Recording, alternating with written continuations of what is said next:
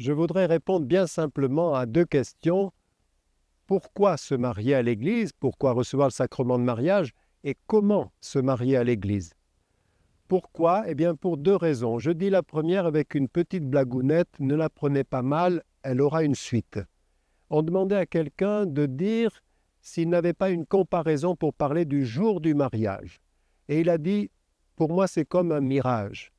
Tu vois l'oasis magnifique avec la petite étendue d'eau bleu azur, le ciel de la même couleur, tu vois les dunes ondulées par le vent, les palmiers chargés de dattes, et puis tout ça va petit à petit se dissiper, et il ne te restera que le chameau. Ça n'est pas très positif, mais reconnaissons que nous avons tous nos côtés chameaux et que nous avons tous besoin du sauveur de l'amour qu'est Jésus. Il y a une deuxième raison pour laquelle on se marie à l'Église beaucoup plus positive, c'est qu'il nous faut aider Dieu. Oui, il y avait un film qui s'appelait « Dieu a besoin des hommes ». C'est un paradoxe, mais ça dit bien les choses. Pourquoi aider Dieu? Parce que circule sur lui quantité de caricatures dans beaucoup d'esprits. Vous avez le Dieu shérif qui envoie ses adjoints éliminer tous ceux qui ne sont pas de son bord. Vous avez le Dieu permissif. Oh, Dieu est bien au-delà de tout ça. Je peux bien faire ceci et cela. On ira tous au paradis. Le Dieu culpabilisateur qui nous poursuit sans arrêt pour nous maintenir dans le remords et la culpabilité. Ça, c'est le surmoi, mais ça n'est pas Dieu. Le Dieu gendarme, toujours prêt à nous verbaliser. Le Dieu force cosmique impersonnelle qu'il faut capter par des techniques, par des prières de ceci, de cela. Nous avons une quantité de dieux qui circulent dans nos esprits, comme le Dieu magicien. Comme il est tout-puissant et que Jésus faisait des miracles, on n'est pas allé voir comment il les faisait, mais on pense qu'il n'a qu'à faire ça pour nous dépanner et intervenir dans nos vies en bien. Or, Dieu est amour, c'est-à-dire qu'il est un seul Dieu en trois personnes. Il est relation, communication, communion, échange, réciprocité dans l'esprit. Et il a besoin, pour qu'on le connaisse vraiment, que des couples acceptent cette belle mission d'être la vitrine du Dieu trine, le représenter et le rendre présent, pour dire qu'en Dieu, ça s'aime, dans tous les sens du mot, aimer et semer. Et comment se marier à l'Église? Beaucoup de jeunes qui se marient prennent comme évangile du mariage la parabole de la maison construite sur le rocher. Et oui, il faut que leur maison, repose sur 4 pilotis qui sont allés chercher le rocher qui est Jésus. Alors, quels sont ces 4 pilotis? Le premier, c'est la liberté. Il faut que chacun sache qu'il s'engage sans aucune pression morale ni aucune pression financière ou autre.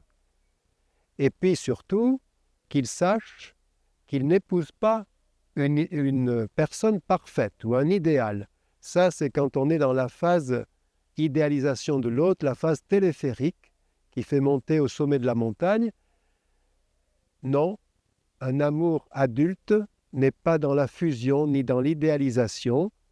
Il épouse une personne concrète avec des qualités qu'il apprécie et aussi des défauts avec qui il faudra savoir faire. Deuxièmement, l'indissolubilité. Je dis aux fiancés que je prépare au mariage, le jour du mariage, je vais vous demander de vous dire oui pour toujours. Mais attention, ça risque de durer longtemps. Alors plutôt, dites-vous, nous nous engageons à nous dire oui chaque jour. Et petit à petit, on peut aller très loin. Troisièmement, la fidélité. La fidélité, l'unité.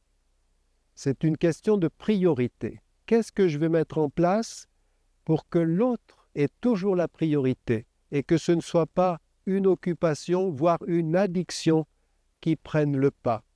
Parce que l'autre a beaucoup de concurrents, comme les jeux vidéo, comme la moto, comme la pêche, la chasse, etc., etc.